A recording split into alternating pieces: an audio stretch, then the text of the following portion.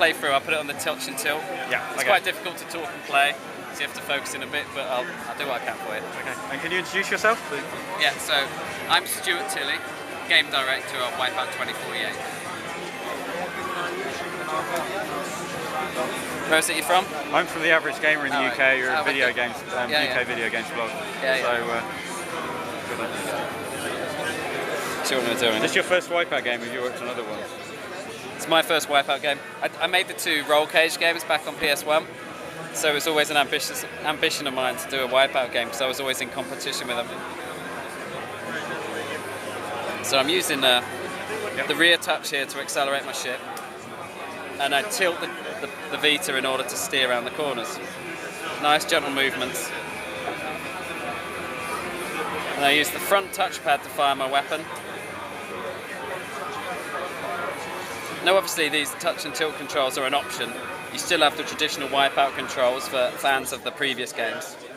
And as you can see here, I'm racing through the city streets, right? So the game's set in 2048, 4 years before the very first Wipeout, so it's a prequel to the previous games. Whoa, hold on. And as you can see, so I'm racing on the streets rather than on pre-built circuits. What that's allowed us to do is we've actually made the tracks a little bit wider and a little bit smoother than some of the previous Wipeouts. That's not to mean we made the game easy, it's just slightly easier to pick up and play the first time. But what that's also allowed us to do is 2 things we benefit from.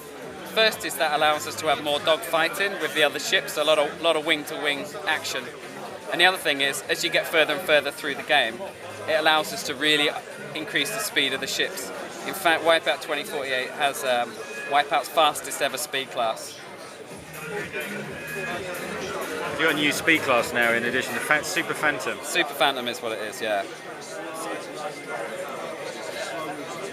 So I've got a turbo down there.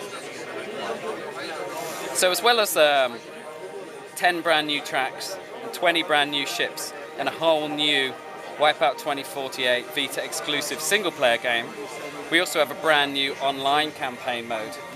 And whereas what this new campaign is designed to do is to allow players to get online and compete without having to be brilliant straight away. So in their first race, their objective may well be to case of finish the race but don't lose.